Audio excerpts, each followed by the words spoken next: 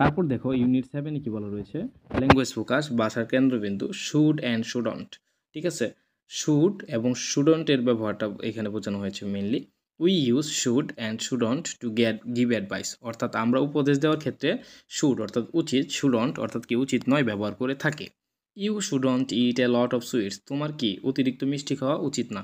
You shouldn't eat them regularly, তোমার এগুলো কি নিয়মিত খাওয়া উচিত না।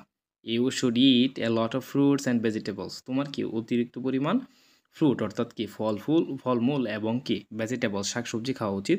You should eat them regularly, এগুলো কি তোমার নিয়মিত খাওয়া উচিত। তো দেখো এখানে কিন্তু তোমাদের একটা কাজ দেওয়া আছে, যেমন কি মেক সেন্টেন্সেস, বাক্য বানাও। ইউজ এ ওয়ার্ড, একটা বাক্য একটি শব্দ ইউজ করো, অর ওয়ার্ডস বা একাধিক শব্দ ইউজ করো, ফ্রম ইচ কলাম, প্রত্যেকটা সারি থেকে। ওকে, দেখো এখানে কিন্তু একটা করে দেওয়া আছে, বাকিগুলো আমি করে দিচ্ছি, তোমরা কিন্তু একটু খেয়াল রাখবে এবং বইয়ে কিংবা তোমাদের খাতায় লিখে নিও, যাতে করে কি আমি কেটে দিলেও তোমরা কি সেটা লিখতে পারো। You should answer you teacher, তোমার উচিত তোমার শিক্ষকের উত্তর দেওয়ার পোলাইটলি, অর্থাৎ কি শান্তভাবে ভদ্রভাবে।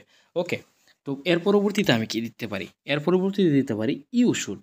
ঠিক আছে, ইউ শুড ইট, তোমার খাওয়া উচিত ভেজিটেবলস, শাকসবজি, রেগুলারলি, তোমার প্রতিদিন শাকসবজি খাওয়া উচিত। ওকে, ইউ শুডেন্ট দিয়ে যদি দিই ইউ শুডন্ট টক, তোমার কথা বলা উচিত না, ইন ক্লাস, ক্লাসের মধ্যে।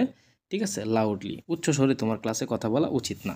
ঠিক আছে, তারপর যদি দিই ইউ শুড ডু, তোমার করা উচিত ইউর হোমওয়ার্ক, তোমার হোমওয়ার্ক বা বাড়ির কাজ রেগুলারলি। ঠিক আছে, তারপর যদি আবার দিই ইউ শুডন্ট ক্রস, তোমার পারা উচিত না দ্য রোড, রাস্তাটি, কেয়ারলেসলি, অসতর্কভাবে। ঠিক আছে, তো এই ছিল আজকের এই ভিডিওতে। আশা করি তোমাদের আমার এই ভিডিওটা ভালো লেগেছে। পরবর্তীতে তোমাদের সাথে স্ট্রেস সিলেবাস 2 নিয়ে আলোচনা হবে। টিল দেন, টাটা বাবাই।